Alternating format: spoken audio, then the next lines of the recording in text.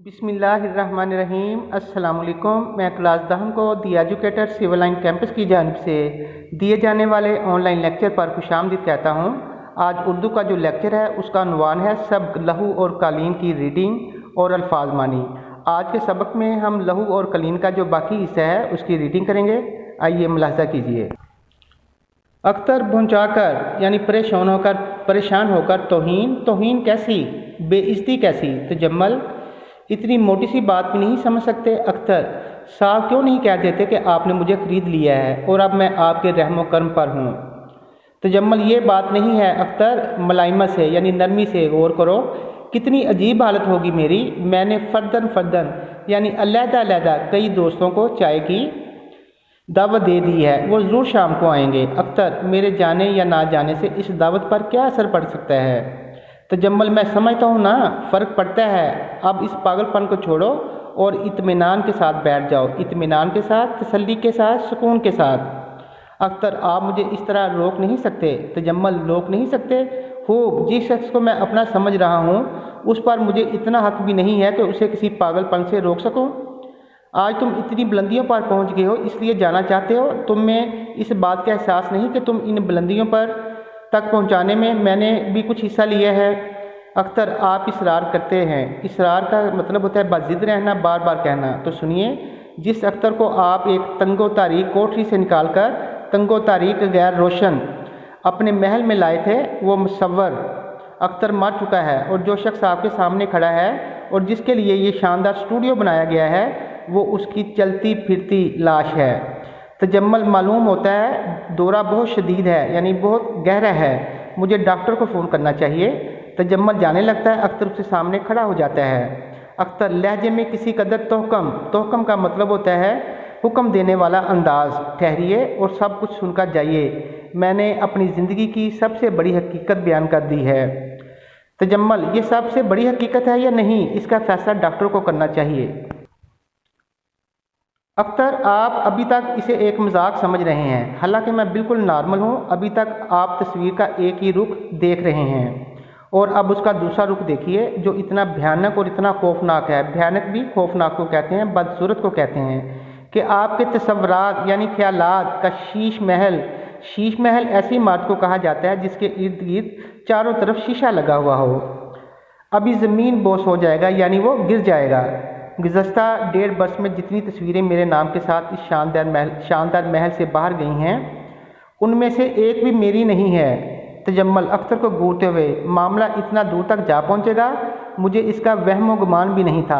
अख्तर, मेरा मशवरा ये है कि इस वक्त आराम करो, तुम्हें मुकम्मल आराम की सख्त ज़रूरत है।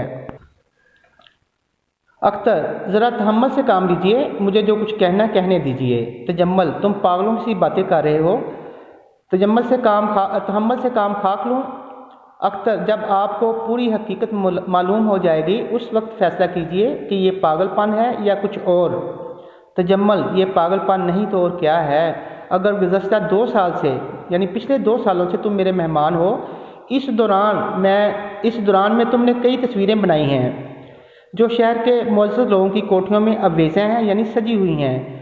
उनमें से अक्सर मैंने तोहफ़ातन यानी तोहफे के तौर पर अपने दोस्तों को दी हैं। ये सब की सब तुम्हारी हैं, तुम्हारी अपनी तख्लीक हैं यानी तुम्हारी अपनी बनाई हुई हैं। लेकिन आज तुम कह रहे हो इनमें से एक भी मेरी नहीं, कोई और सुनेगा तो क्या कहेगा? अख्तर, मुझे इसकी परवाह नहीं कि कोई और सुनेगा तो क्या कहेगा। मेरे लिए कश्मकश कहते हैं जद्दोजहद को, स्ट्रगल को, नाकाबिले बर्दाश्त हो चुकी है। नाकाबिले बर्दाश्त जो बर्दाश्त से बाहर हो। इस खलश ने मुझे बेकरार कर दिया है। खलश कहते हैं बेचैनी को। ये फ़रेब अब ज़िंदा नहीं रह सकता। तजम्मल, गरीब, आज तुम्हें क्या हो गया है? तजम्मल, फ़रेब यानी धोखा, आज तुम्हें क्या हो गया? अख्तर, काश मैं कुछ समझ सकता कि तुम्हारी इस परेशानी की वजह क्या है। डॉक्टरों को तुम बुलाने नहीं देते, मैं क्या समझूं आखिर? अख्तर, आप सब कुछ समझ जाएंगे, ये कोई मुअम्मा नहीं है। मुअम्मा ऐसी चीज़ जो समझ ना सके। सुनिए, जैसा कि आप जानते हैं आज से 2 साल पहले मैं एक तंगो तारीख गली के खस्ता और बदनुमा मकान में रहता था। खस्ता, बुरी हालत वाला। बहुत कम लोग मुझे जानते थे और जो जानते थे उन्हें मेरे मुतल्लक सिर्फ यही मालूम था कि मैं एक मुफलस कलाश और गुमनाम मुसव्वर हूँ। गुमनाम, बेनाम, गैर मारूफ, میں نے بے شمار تصویریں بنائی تھیں، مگر وہ تمام کی تمام تصویروں کی ایک نمائش گاہ میں میری آپ سے ملاقات ہو گئی۔ آپ نے میری تصویروں میں دلچسپی لی اور مجھے اسی شام کو اپنے ہاں چائے پر بلا لیا۔ میں اپنے ہزاروں ہم پیشہ بھائیوں کی طرح، ہم پیشہ ایک ہی پیشے سے تعلق رکھنے والے لوگ کی طرح غربت کی چکی میں پس رہا تھا۔ یہ کوئی ایسی بات نہ تھی جو چھپی رہ سکتی۔ آپ نے میری حالت کا اندازہ لگا لیا اور اس بات پر اصرار کیا، یعنی ضد کی کہ میں اپنے غربت کدے سے، غربت کدہ غریب خانہ، نکل کر آپ کے پاس آ جاؤں تاکہ اطمینان کے ساتھ فن کی خدمت کر سکوں۔ آپ نے میرے لیے یہ کمرہ وقف کر دیا اور مجھے زندگی کی ضروریات سے بے نیاز کر دیا، یعنی بے پرواہ کر دیا۔ تجمل، ان باتوں کے ذکر کی کیا ضرورت ہے؟ اختر، میں یہ بتا دینا چاہتا ہوں کہ آپ کے سلوک نے مجھ پر کتنا اثر ڈالا۔ میں سمجھنے لگا آپ نہایت اونچے درجے کے انسان ہیں۔ دولت مند ہونے کے باوجود آپ کے پہلو میں ایک ایسا دل دھڑک رہا ہے جو انسانیت نواز ہے، یا انسانوں کا ہمدرد ہے، جس میں ساری دنیا کا درد سمایا ہوا ہے۔ آپ نے اپنے دوستوں کو بلا کر انہیں میری تصویریں دکھائیں۔ آپ نے بڑے بڑے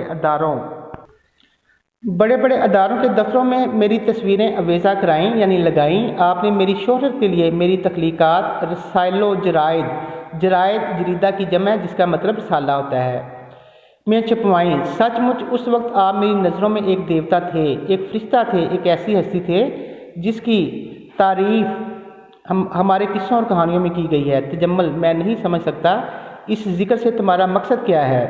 اختر، مگر تھوڑے عرصے بعد ایک بھیانک خیال اپنے منحوس کہتے ہیں نحوست کا باعث سایہ میرے ذہن میں ڈالنے لگا۔ مجھے محسوس ہونے لگا کہ میں نے آپ کی ذات کے بارے میں جو کچھ سوچا وہ محض، یعنی صرف میری اپنی خوش فہمی ہے، یعنی نیک نیتی ہے، حقیقت کچھ اور ہے۔ تجمل، کیا مطلب؟ اختر، مجھ پر حقیقت واضح ہو گئی کہ آپ کی سرپرستی تو محض ایک اشتہار ہے۔ آپ کی مصور نواز شخصیت، یعنی فنکاروں کو نوازنے والا شخص، اس سرپرستی میں آپ کا ایک خاص مقصد چھپا ہوا ہے۔ تجمل، کیا کہہ رہے ہو تم؟ اختر، آپ مجھے نواز رہے تھے، مگر ایک خاص مقصد کی خاطر، اور وہ مقصد یہ تھا کہ آپ سوسائٹی کو بتانا چاہتے تھے، یعنی معاشرے کو بتانا چاہتے تھے، دیکھو میں کتنا اچھا ہوں، میں نے غریب اور مفلس مصور کو اپنے ہاں پناہ دی ہے۔ اب یہ جو کچھ بنا رہا ہے محض میری سرپرستی کا نتیجہ ہے۔ میں نے اس کی صلاحیتوں اندرونی خوبیوں کو زندہ رکھا ہے، اور ورنہ یہ کب کی ختم ہو چکی ہوتی۔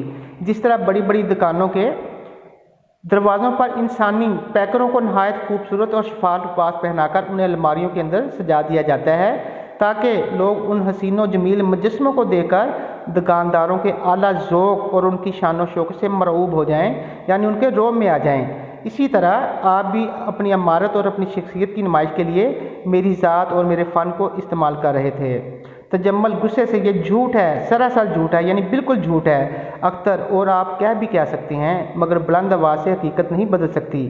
آپ کے یہاں میری یہی حیثیت تھی، اور جس وقت مجھے اس کا احساس ہوا، مجھے محسوس ہوا جیسے میری اہلیتوں پر برف کی تہ جم گئی ہو، یعنی میری تمام جو صلاحیتیں ہیں وہ ختم ہو کر رہ گئی ہوں۔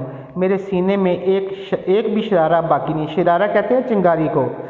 یہ احساس میرے لیے سہانے روح ثابت ہو رہا تھا، سہانے روح کا عذاب، نہایت اذیت ناک۔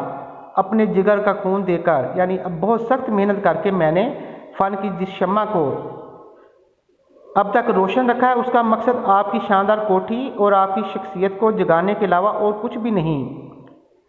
ایک فنکار یہ کبھی برداشت نہیں کر سکتا کہ اس کا فن اپنا اصلی جوہر کھو کر، جوہر کہتے ہیں خوبی کو، کسی کے لیے محض ایک ذریعہ شہرت بن کر رہ جائے۔ ابھی انہی دنوں مجھے ایک ہم پیشہ دوست مل گیا جو بدستور غربت کی چکی میں پس رہا تھا۔ میں نے اسے اپنی ذہنی کیفیت یعنی ذہنی حالت بتائی تو اور التجا کی، یعنی درخواست کی کہ وہ مجھے اپنے ہاں رہنے کی جگہ دے دے۔ یہ سن کر اس نے کہا، دیکھو اگر تم آج کل تصویریں نہیں بنا سکتے تو کوئی حرج کی بات نہیں، یعنی نقصان کی بات نہیں، تمہارے لیے میں تصویریں بناتا رہوں گا۔ تم مجھے اتنے پیسے دے دیا کرو کہ میں اور میرا خاندان عزت و آبرو کے ساتھ زندہ رہ سکیں۔ یہ تجویز میرے لیے ناقابل برداشت تھی، ناقابل برداشت سے باہر، مگر اس کا اصرار کم نہیں ہوتا تھا۔ اصرار کہتے ہیں ضد کو۔ اس طرح وہ کھیل شروع ہو گیا جو دنیا کا سب سے گندا اور ذلیل کھیل ہے۔ ذلیل کہتے ہیں کم تر کو۔ مجھے یہاں रुपए हासिल करने में कोई दिक्कत यानी मुश्किल पेश नहीं आती थी। ये रुपए मैं उसे दे देता था और वो मुझे अपनी तस्वीरें, तजम्मल, इन तस्वीरों को तुम अख्तर अपनी तख्लीक बनाकर पेश कर देता था। तजम्मल इस अंदाज से अख्तर को देखता है जैसे उन अल्फाज से उसे धचका सा लगा हो, यानी शदीद सदमा महसूस हुआ हो। तुम मुझे धोखा देते रहे अब तक।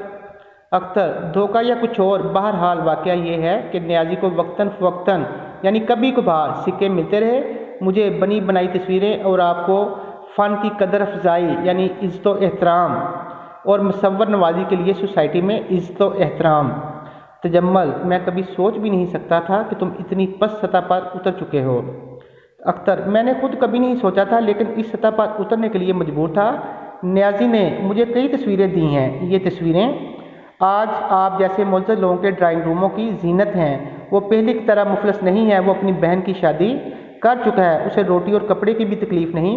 अब मालिक मकान भी उसे परेशान नहीं करता, मगर मैं जानता हूँ कि उसके दिल की क्या कैफियत है, यानी क्या हालत है।